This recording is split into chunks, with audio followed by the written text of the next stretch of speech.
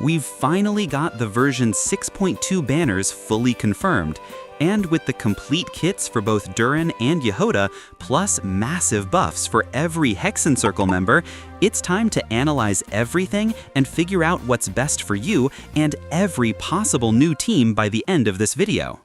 Let's start with the banners. Version 6.2 First Phase brings us Durin and Venti, alongside the full Mondstadt Chronicle banner. We'll also be getting a free 4-star selector, including Razor, Fischl, and Sucrose. So yes, they're literally giving you every single Mondstadt character in Phase 1. The second phase is expected to bring Xilonen and Veressa, which is practically confirmed since the new Spiral Abyss enemies are designed for plunging damage setups. Yes, the early leaks that suggested Nouvellette are now looking to be changed, and we'll also be getting Jahoda as the brand new 4-star character in Phase 1 alongside Durin's banner. Now let's move to the buffs. When you have at least 2 magicians in your team, you'll activate the magic Arcane effect, and this strengthens all magicians on your team. This includes Durin, Venti, Mona, Klee, Albedo, Fischl, Razor, and Sucrose. To unlock these buffs, just run any 2 of them together, like Fischl and Klee or Durin and Mona. So what do you actually gain? Starting with Durin, his passive Light Spirit Manifests by Divine Numbers gets a 75% boost, except for its duration. That's his first passive, which provides 20% resistant shred for Pyro and for reactions triggered with Pyro, like Melt or Vaporize. So both Pyro and Cryo resistances can be reduced up to 20%. In his DPS mode, Durin gets a 40% increase in personal damage for Melt and Vape reactions. But once you activate Arcane State with 2 magicians, this resistant shred increases from 20% to 35%, and his personal reaction damage buff jumps from 40% to 70%. That makes Durin one of the best sub-DPS and supports in the entire game, rivaling even Farina. And yes, when compared to Mvika, Durin performs slightly higher than her even without Arcane mode. But in Arcane mode, he becomes the strongest off-field damage dealer in the entire game, especially with those extra buffs. Before moving on to other kit changes, you can now get the cheapest top-ups on LootBar.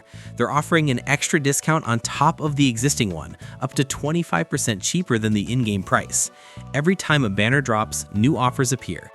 Just use my link in the description, select your server, enter your UID, and your Genesis crystals are delivered instantly.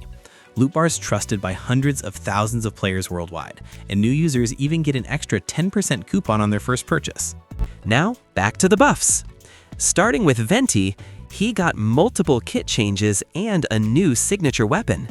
His normal attacks are now infused with Animo, and you can use them to extend his burst duration. All of these buffs make his burst much more relevant, especially when paired with Durin as an off-field unit. His C1 also got buffed for extra damage, and his C6, honestly, it's broken, but its C0, not really worth it. He's still relatively weak compared to broken 4-stars like Sucrose, who can also trigger the Arcane State for Durin. Speaking of Sucrose, she now boosts team damage by around 5 to 8% when running with 1 magician.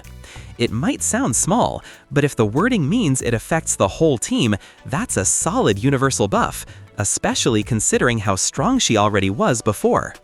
Let's talk about Mona, probably the most buffed unit in this patch. Her Omen duration is now extended from 5 seconds to 8 seconds, which is massive given how much damage bonus it provides.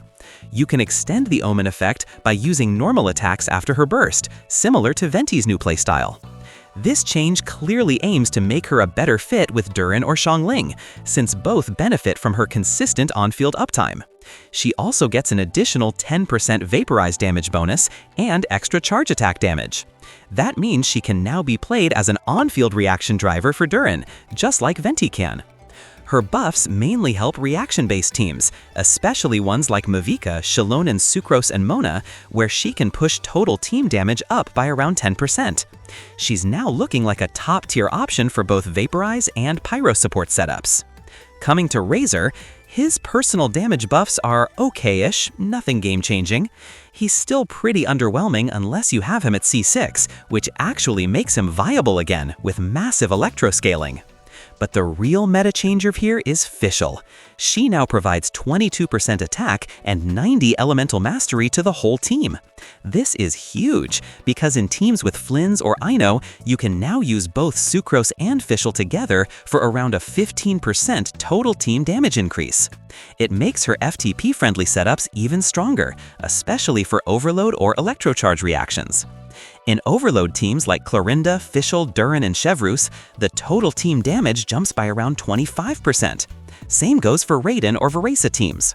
Though keep in mind, Veresa's premium setups still require one Notlun character and Chevrus for her passive, so you can't unlock Arcane effect in her team. Even then, Durin performs similarly to Mavica there, giving another strong option if you don't have her. Now for Albedo and Klee, especially Albedo, whose value has risen recently. His existing passive already provides 120 elemental mastery to the team, which was always strong for Nefer setups. But with the new Arcane buff, he's now become an even more solid option overall. He can now grant up to a 12% damage bonus for every 1,000 defense. So if you build him with around 3,000 defense, you'll get roughly 12%. After using his elemental burst, this bonus increases, providing 10% for every 1,000 defense, reaching up to a 30% total damage boost.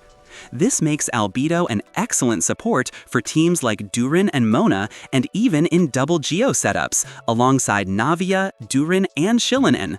Also, if you read the buffs carefully, it specifically says normal attack, charged attack, and elemental burst damage are increased, which is different from a regular elemental damage bonus. That means Albedo can now buff characters like Nefer who don't scale from standard damage bonus multipliers. But as always, this is still beta, so let's wait for more confirmed wording before final judgments. As for Klee, she also received buffs that make her personal damage slightly more relevant, but compared to the upgrades given to Albedo and Mona, hers are very niche and still lack meaningful DPS value.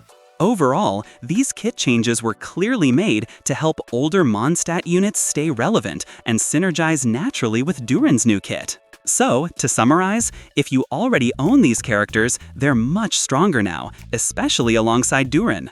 Mona benefits the most, but Fischl and Sucrose will have the biggest meta impact, especially in Flynn's teams, older Tyvot reaction comps, and even classic overload teams with Raiden and Clorinda. I'll be doing a full Durin team synergy and ranking breakdown soon, so if you haven't seen his full kit yet, check out the previous video linked below. Until then, stay tuned.